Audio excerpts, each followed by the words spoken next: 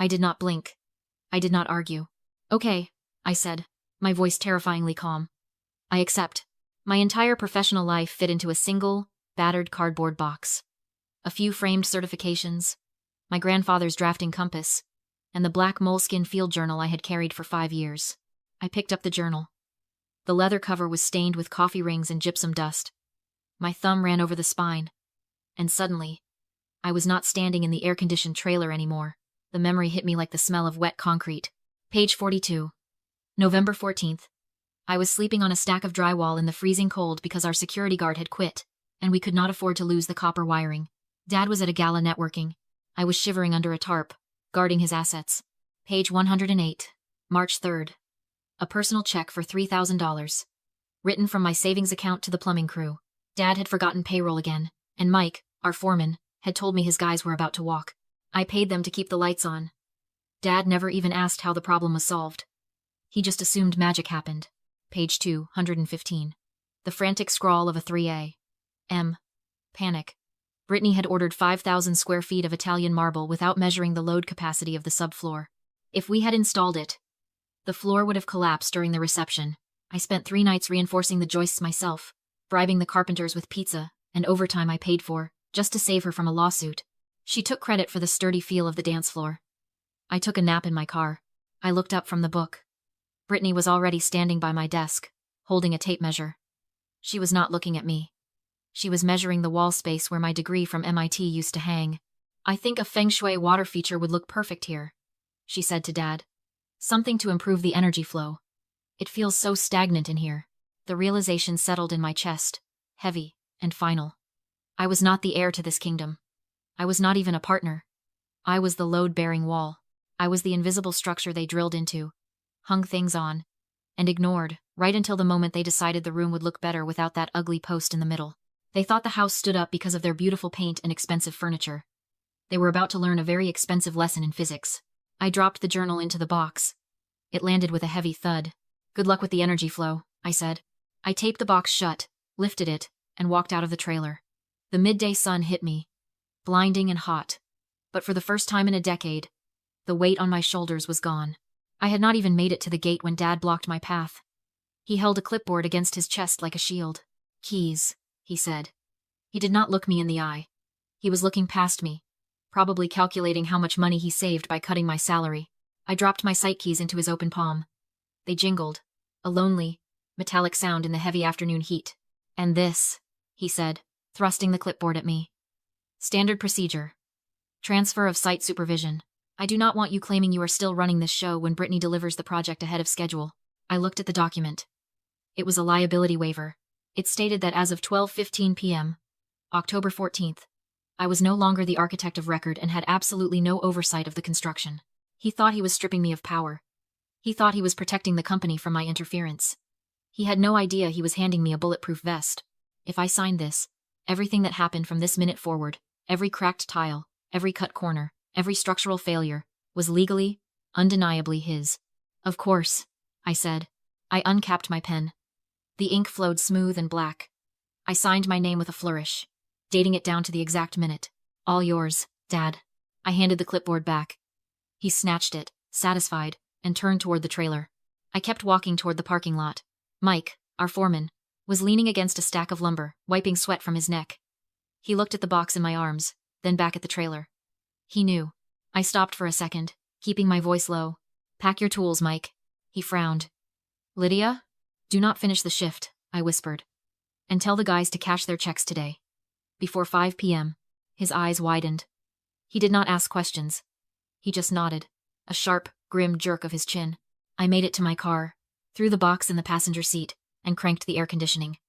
The air blasted hot, then cool. I did not drive away. Not yet. I opened my laptop and tethered it to my phone. The City Department of Buildings portal loaded in 3 seconds. My profile flashed on the screen. Lydia Morrison, licensed architect. Status: active. I navigated to the Hamilton project. There was a big blue button on the right side of the screen. Withdraw as supervisor. My finger hovered over the trackpad. For 10 years, I had held the roof up. I had reinforced the walls. I had patched the cracks. I had kept them safe from the gravity of their own incompetence. I pressed the button, Status updated. Unsupervised. Alert sent to inspector. I closed the laptop. The screen went black. It was not revenge. It was just physics. I had removed the column. Now, I just had to wait for the roof to fall. The bottle of Pinot Noir breathed on the counter. I poured a glass, the liquid dark and heavy, swirling against the crystal. My apartment was silent. No saws, no shouting, no crisis. It was 4:15 p.m. My phone vibrated against the granite countertop. Dad calling. I took a sip. The wine was rich, with notes of cherry and oak. The phone buzzed again, dancing toward the edge of the counter. I swiped green and put it on speaker. You spiteful little... His voice was distorted, cracking under the weight of his own volume. In the background, I heard the distinctive, confused murmur of 30 men standing around with nothing to do. Hello, Dad. They shut us down, he screamed. The inspector just left. He put a red tag on the gate. Lydia. A red tag. Do you know what that does to the schedule? I assume it stops it, I said, leaning against the counter. You called them, he roared. You walked out of here and called the city just to burn us down. This is sabotage. I will sue you for damages. I have not made a single call, I said. My voice remained steady, a flat line against his jagged spikes of panic. I simply updated my professional status on the city portal, as is required by law. You what? The building code requires a licensed architect of record to maintain active supervision of any commercial project over 3,000 square feet, I recited. The statute number etched into my brain. When I withdrew, the system automatically flagged the site as unsupervised. The stop work order is automatic. Silence on the other end. Then, the heavy breathing of a man realizing he had just stepped onto a landmine he planted himself. You need to come back, he growled. Right now. Fix this. I cannot, I said. I am suspended. Remember? Lydia. Stop playing games. The Hamiltons are coming for a walkthrough on Friday. Then I suggest you hire a new architect, I said. Although, the vetting process usually takes 6 weeks, and the review board meets on Tuesdays. Lydia, good luck with the energy flow, Dad. I tapped the red icon. The silence rushed back into the room, sweeter than the wine. 3 weeks of silence is a long time in the construction business. It is expensive, too. By my calculation, the daily fines for the stop work order had just crossed the $1 million mark. I was not visiting the site. I did not have to. I had Mike. He called me at 11:30 at night on a Tuesday. His voice sounded shaking, tinny against the background noise of a revving engine. I am out, Lydia, he said. I pulled the boys. We are done. What happened? I asked. Sitting up in the dark. She ordered us to cut the column, Mike said. The main structural support in the center of the ballroom. She said Mrs. Hamilton is threatening to pull the contract if she does not see an open concept by morning. Please tell me you said no. I told her that column is the only thing holding up the HVAC unit on the roof, Mike spat. I told her if we cut it, the shear strength drops to 0. She screamed at me, said I was stuck in the past just like you. So I packed up. I am not going to prison for manslaughter because your sister wants a better view. Good man, Mike. Lydia. She did not stop. My blood ran cold. What do you mean? She sent an intern to the Home Depot parking lot with a wad of petty cash, Mike whispered. She hired a crew of day laborers. Unlicensed. No insurance. They are in there right now with sledgehammers. They are taking the column out. I hung up. I opened Instagram. Brittany was manic. She needed to prove to Mrs. Hamilton that the work was getting done, that the evil city inspectors had not stopped her genius. The notification popped up at 2:14 a.m. A single photo. The ballroom, brightly lit by work lights. The floor was covered in concrete dust and rubble. In the center of the room, where the massive, load-bearing steel column used to be, there was now just empty, terrifying space. The ceiling sagged slightly in the photo, a detail only an engineer would notice. The caption read, Vision realized. The ugly post is gone. Open concept achieved. No limits. Hashtag design genius. Hashtag Hamilton wedding. Hashtag bye bye Lydia. She had just posted a confession to a crime on the internet. I looked at the photo on my screen. The comments were already rolling in. So open. Stunning. Brave choice. They were cheering for a room that was physically impossible. I did not comment. I did not text Brittany to warn her that the ceiling joists were currently screaming under the redistributed load. I took a screenshot. Then I opened a new email. To the City Department of Buildings. Enforcement Division. Carbon copy to Hamiltonian Indemnity Group. Risk Management Department. Subject. Urgent. Structural alteration at 412 Oak Street. Permit violation. I attached 2 files.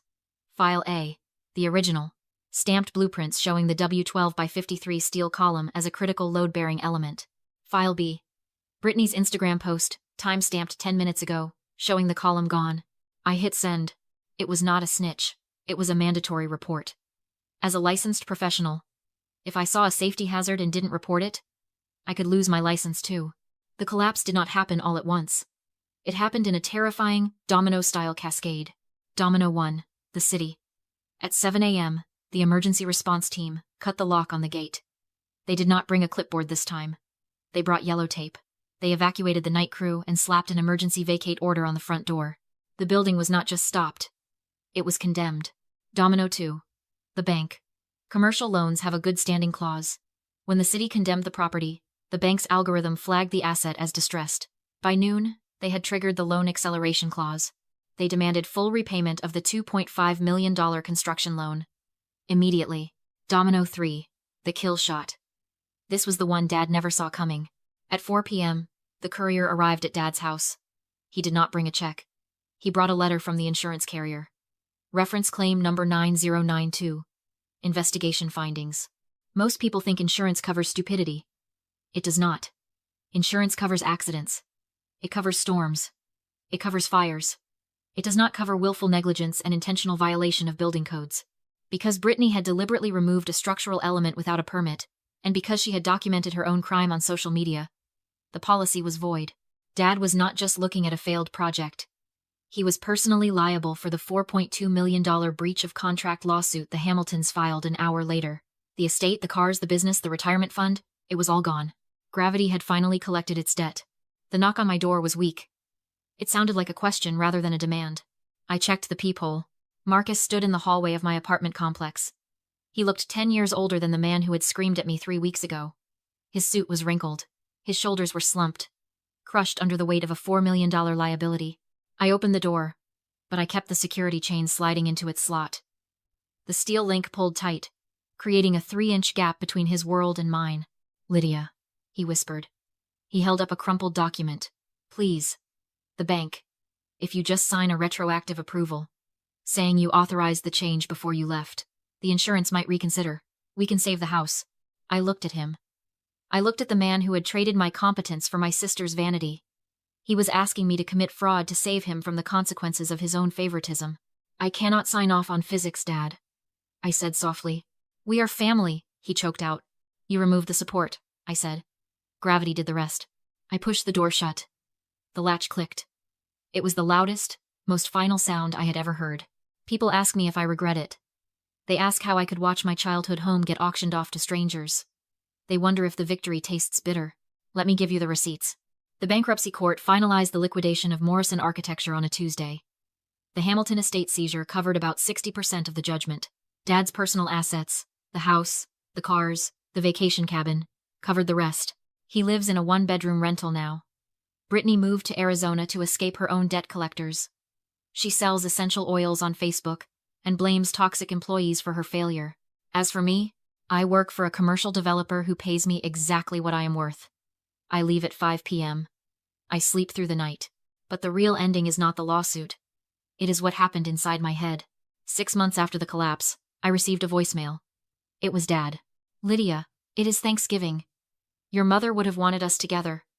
I am willing to forgive you if you come home." I listened to the message. I listened to the manipulation, the refusal to take accountability, the audacity to offer me forgiveness for his crime. I pressed delete. I blocked the number. That evening, I had dinner with Mike and his family. We laughed. We ate. No one screamed. No one demanded I fix their mistakes. That is when I finally understood the architecture of a toxic family. If you are listening to this, and you feel like the weight of your family's happiness is resting entirely on your shoulders, I need you to listen to these 3 rules. I learned them in the rubble, so you do not have to. Rule number 1. Competence is a threat to incompetence. I used to think if I just worked harder, if I just saved them one more time, they would finally respect me. I was wrong. Narcissists do not want a partner.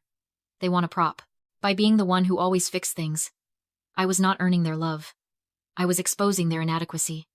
Every time I saved Brittany, I reminded Dad that his golden child was flawed. They did not hate me because I failed. They hated me because I worked. Rule number 2. The price of peace is everything. You cannot negotiate with terrorists, even if they share your DNA. I had to be willing to lose everything. The inheritance, the family name, the approval, to gain my freedom. It felt like dying. But once the smoke cleared, I realized I had not lost a family. I had lost an anchor that was dragging me to the bottom of the ocean. Rule number 3. Gravity always wins. You can bribe inspectors. You can bully daughters. You can fake success on Instagram. But you cannot bribe physics. If you build a life on lies and nepotism, the roof will fall. It is not your job to stand under it and catch the debris. So, look at your life. Look at the people demanding your loyalty while disrespecting your boundaries. Are you the pillar holding up a rotting roof?